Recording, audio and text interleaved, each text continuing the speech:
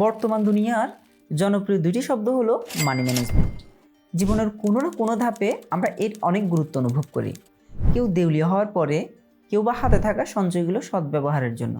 কিন্তু আপনি মানি ম্যানেজমেন্টের তিক্ত এক সত্য শুনে অবাক হবেন। এর আগে জেনে নেওয়া উচিত মানি ম্যানেজমেন্টের ইতিহাসটা নিয়ে। টাকার প্রচলন ইতিহাসে বেশ প্রাচীন। প্রায় 2600 বছর আগে সর্বপ্রথম লিডিয়া নামের স্থান, যা বর্তমানে তুর্কির অংশ, সেই অঞ্চলের রাজা আলিয়ের্স অফিসিয়ালি মুদ্রার প্রচলন করেন। কিন্তু এই টাকাকে ম্যানেজ করার ঘটনা একদমই নতুন। 1940 সালের আগে মানুষ যতদিন কাজ করার মতো সামর্থ্যবান থাকতো ততদিন কাজ করে যেত। কিন্তু বর্তমান দুনিয়ায় মানি ম্যানেজমেন্টের প্রথম ভিত্তি হলো বৃদ্ধ হয়ে সকল ধরনের কাজের ভার থেকে অবসর নেই নিজের সঞ্চিত অর্থ দিয়ে সুন্দরভাবে জীবনযাপন করা, যেটাকে আমরা ভবিষ্যৎ বলি। সেটার বিস্তারিত কথাই হলো লং টার্মে কি নিজের ও নিজের পরিবারের অর্থনৈতিক নিরাপত্তা নিশ্চিত করা। কিন্তু অবসর গ্রহণের ধারণাটা খুবই নতুন। বরং মানব সভ্যতার বিগত 50 বছর যদি বাদ দেই, যতদিন কর্ম ততদিনই অর্থনৈতিক নিশ্চয়তা, এমনটাই মনে করতো মানুষ। মানুষ যখন পাকাপোক্তভাবে অবসরের ধারণাটা দাঁড় করাতে পারলো, তখন থেকেই মূলত মানুষ ভবিষ্যতের জন্য টাকার ব্যবস্থাপনার গুরুত্ব যে কোনো সময়ের চেয়েই বেশি অনুভব করলো। বিংশ শতাব্দীর আগেও 40 থেকে 50 বছরের কর্মজীবন শেষে অবসরের কোনো প্রাতিষ্ঠানিক ধারণা ছিল না।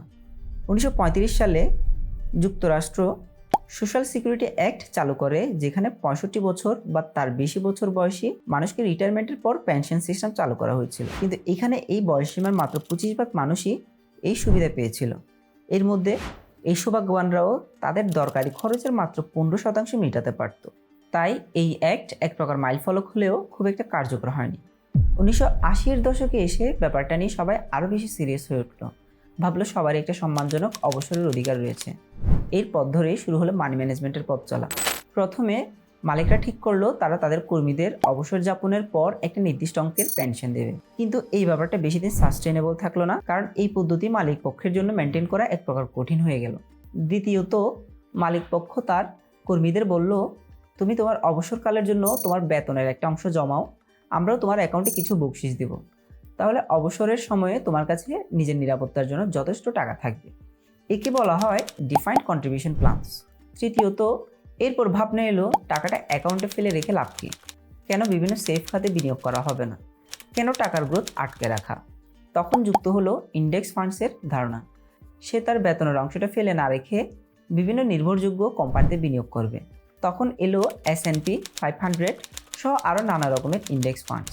এই ইন্ডেক্স ফান্ডসের কাজ হলো কর্মীদের সেভিংসকে বিভিন্ন নির্ভরযোগ্য কোম্পানিতে বিনিয়োগের সুযোগ করে দেওয়া। মালিক কর্মীকে নানা প্যাকেজ দিবে, সেই প্যাকেজের অধীনে অনেকগুলো কোম্পানি থাকবে। কোন কোন কোম্পানি বা খাতে কতটুকু বিনিয়োগ করবে, এই স্বাধীনতাটা কর্মীর হাতে। তখন থেকেই চলে এলো কর্মীদের ঘাড়ে নিজের টাকা সদ্ব্যবহার করার এক ভার। এখানেই শুরু হলো এক জটিল সমীকরণ।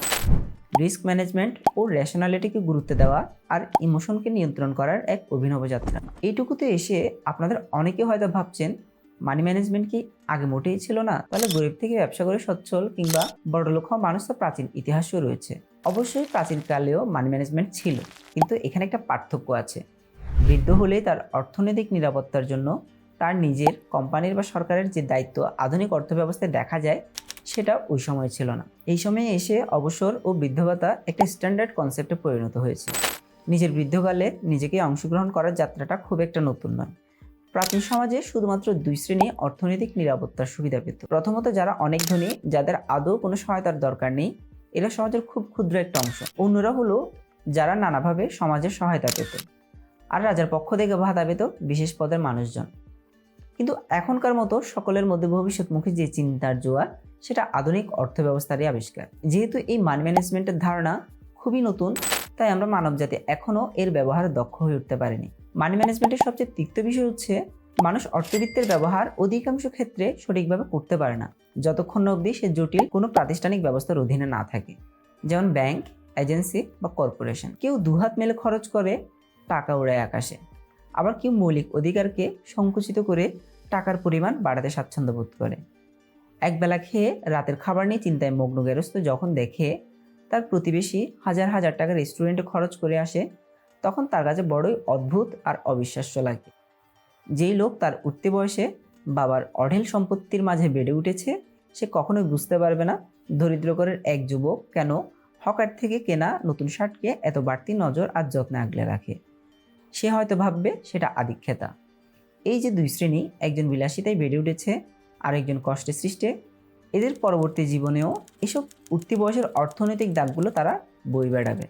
হোক ধনীর সন্তান দেউলিয়া হয়ে গেল, আর গরিবের সন্তান হলো কোনো এক বিশাল বড় কোম্পানির মালিক। টাকাকে এরা সারা জীবন তাদের জীবনের প্রথম দিকের অভিজ্ঞতা দিয়ে মাপবে। মোটা দাগে মানুষ তার অতীত, আবেগ আর অভিজ্ঞতার এক মিশ্রণ ছাড়াতে কিছু নয়। একটা জরিপ দেখা যায় 2006 সালে ন্যাশনাল ব্যুরো অফ ইকোনমিক রিসার্চের অর্থনীতিবিদ আলরাইক মালমেন্ডিয়ার ও স্টিফেন নাগেল পুরো 50 বছরের সার্ভে অফ কনজিউমার ফাইন্যান্স ঘেঁটে পেলেন মানুষ তাদের ইনভেস্টের উদ্দেশ্য পূরণের জন্য বিদ্যমান অপশনগুলোর মধ্য থেকে বেস্ট অপশনকে অধিকাংশ ক্ষেত্রে বাছাই করে না, বরং তাদের বিনিয়োগের ডিসিশন বেশিরভাগই নিয়ন্ত্রিত হয় তাদের প্রাপ্তবয়স্ক হয়ে ওঠার সময়ে অর্জিত অভিজ্ঞতার মাধ্যমে। যে উঠতি তরুণ বেড়ে উঠেছে ধসে পড়া শেয়ার বাজারের সময়ে, সে পরবর্তী জীবনের শেয়ার বাজারের রমরমা সময়কেও অবমূল্যায়ন করবে, তার বিনিয়োগ হবে কম। আর যে যুবক শেয়ার বাজারের রমরমা দেখে অভ্যস্ত হয়ে গেছে, সে তার পরবর্তী জীবনে যে কোনো রিস্কি সময়ে একটু বাড়তি সুযোগের ভ্রান্তিতে থাকবে। তাই আলরাইক ও নাগেল ইতি টানেন এই বলে, বিনিয়োগকারীর রিস্ক নেওয়ার মাত্রাটা তার ব্যক্তিগত ইতিহাস নির্ভর। আর এই জন্যই মানব প্রকৃতির জন্য মানি ম্যানেজমেন্টের ধারণা বেশ কঠিন।